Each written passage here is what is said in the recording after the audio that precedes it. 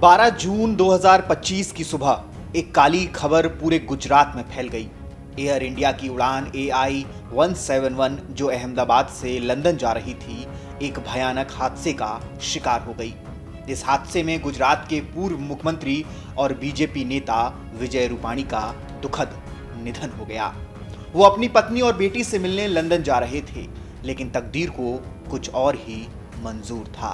आज हम बात करेंगे विजय रूपाणी की उस प्रेरक कहानी की जो बर्मा के रंगून से शुरू होकर गुजरात की सत्ता के शिखर तक पहुंची और फिर 2025 में एक दुखद मोड़ पर खत्म हुई।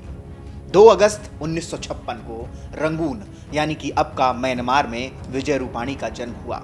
उनके पिता रमिकलाल रूपाणी व्यापार के सिलसिले में बर्मा गए थे, लेकिन जब वहां राजनीतिक हालात बिगड़े तो उनका परिवार भारत लौट आया और गुजरात के राजकोट में बस गया।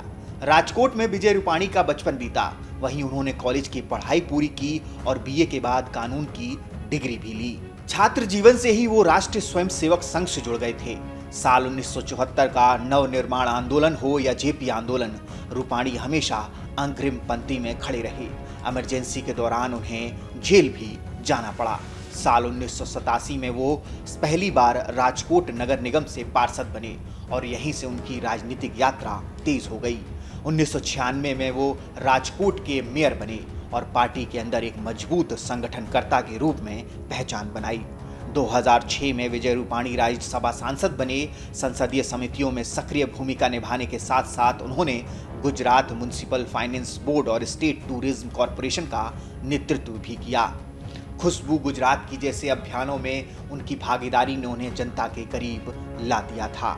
2014 में जब राजकोट वेस्ट सीट खाली हुई तो उपचुनाव में विजय रूपाणी भारी मतों से जीतकर विधानसभा पहुंचे। यहीं से उनका नाम CM पद के लिए गंभीरता से लिया जाने लगा।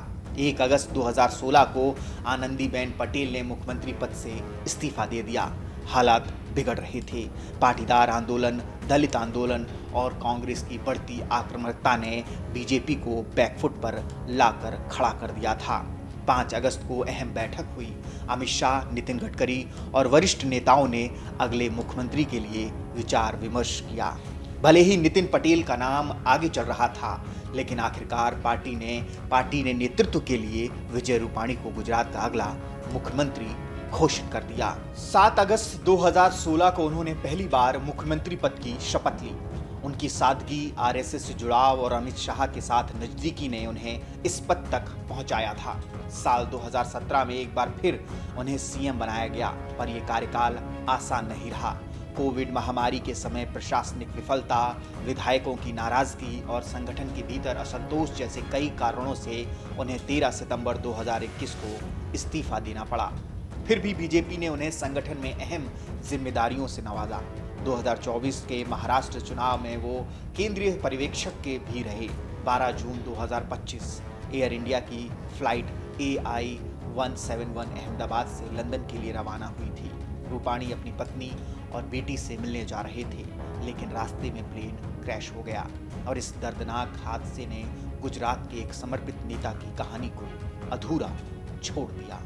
विजय रूपाणी सिर्फ एक राजनेता नहीं थे, वो एक संघर्षशील कार्यकर्ता, संगठनकर्ता, मुख्यमंत्री और एक साधारण जीवन जीने वाले इंसान भी थे। उनका जीवन हमें ये सिखाता है कि सच्ची लगन, विचारधारा से जुड़ाव और सादगी के साथ बड़ा मुकाम हासिल किया जा सकता है।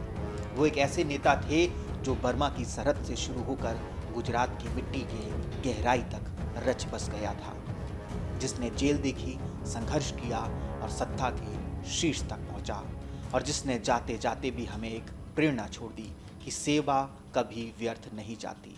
विजय रूपाणी एक अधूरी उड़ान, एक संपूर्ण प्रेरणा थे।